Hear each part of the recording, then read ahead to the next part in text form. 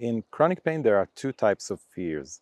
The first type is the one that surrounds pain itself.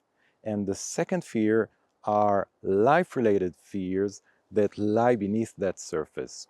And you have to know how to deal with both of them. So last week I received a question from one of the channel's subscribers. He was asking, how can I release the deeper layer of the life-related fears without triggering too much the nervous system and without going into hypervigilance? So today I'm going to walk you through the exact way to do it. By the end of this video, you'll have a complete roadmap of releasing those fears without triggering your nervous system and without going into hypervigilance. Let's debunk one of the myths around life-related fears. Fears are not there to harm us. They're not there to make our life miserable. Rather, if we learn how to use them correctly, we can harness them to boost our resilience and actually also mature emotionally. Think of fears like fuel, like a raw energy that could either cause an uncontrolled fire, but if you learn how to harness those raw energy, you can create within you more resilience, movement forward, and lots of power and presence. So how can we achieve that? How can we do that? The key is inviting the fears in a gentle way, which means that what we're doing, instead of pushing away the fear or trying to learn how to manage it or live around it, we invite them into our life. We gently invite them, but in order for us not to trigger our emotional system and not to trigger our nervous system too much, we do it gently. For instance, what you can say or what you can do is say to yourself, I'm inviting that fear, but I'm doing it to the extent to which I can contain it right now.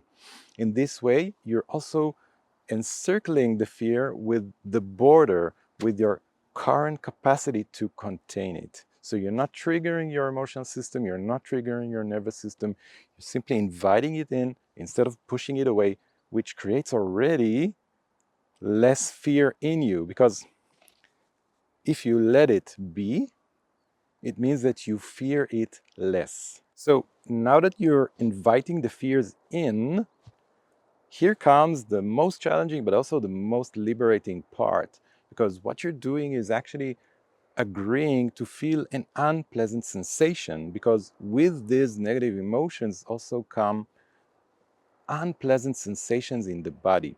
But that's the liberating part of it. When you allow it to happen, when you begin to allow it gently, feel your system, let yourself feel it without resisting it, then you are signaling to yourself and to your nervous system, this is safe. I'm the one in control. I'm allowing it to be and to flow through my body to the extent that I can contain right now, which is safe for me. When you're connecting, tapping into this sense of safety and energy of safety, you become like a container to this fear, and it won't shake you, it won't throw you out of balance.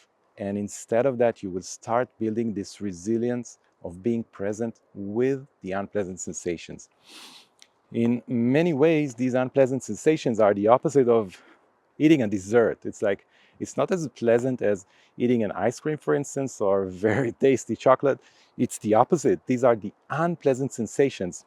But when you allow yourself to feel these unpleasant sensations, this is the truly liberating part, because now you're beginning to build within you the capacity to contain them with presence and with less and less reaction. A quick note, if you feel that this resonates with you, don't forget to subscribe to the channel for more videos like that.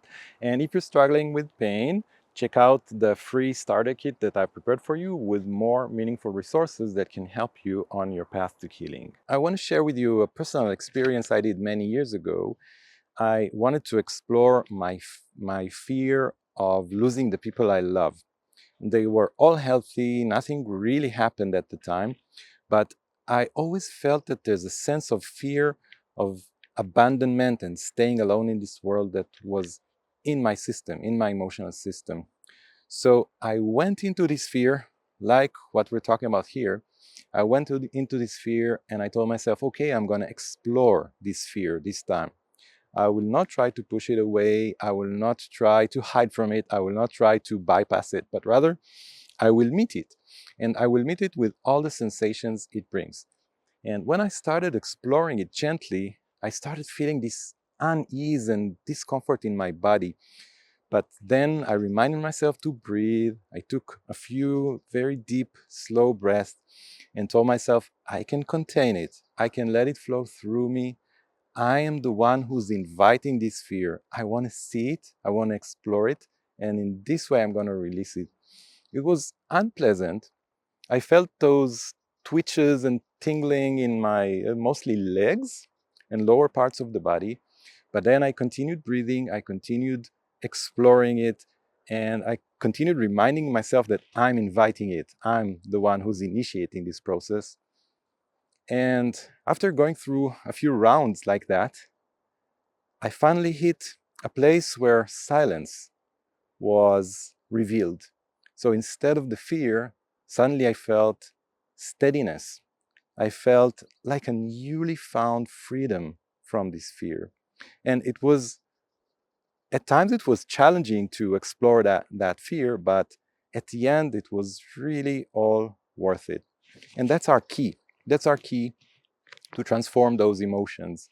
When we gently explore them and invite them according to our current capacity, then eventually we reach a place in which it's no longer a fear, but rather ourselves exploring that more and more, letting the sensations flow, letting emotions flow, letting thoughts flow.